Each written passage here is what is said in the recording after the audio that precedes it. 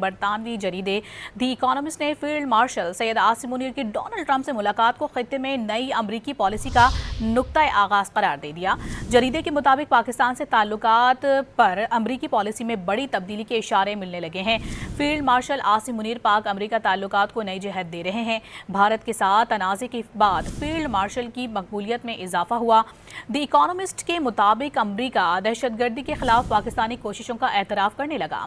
پاکستان کو بختر بند گاڑیاں اور نائٹ ویژن آلات دینے پر غور کیا جا رہا ہے۔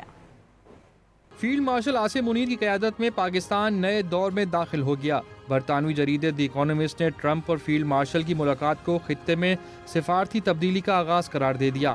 دی اکانومسٹ کے مطابق بھارت کے ساتھ تنازع کے بعد فیلڈ مارشل کی مقبولیت میں اضافہ ہوا۔ عالمی دباؤ کے باوجود فیلڈ مارشل نے بھارت کے خلاف جوابی کارروائی کی۔ امریکی پالیسی ساز بھارت کی تخریبی سرگرمیوں کا جائزہ لے رہے ہیں۔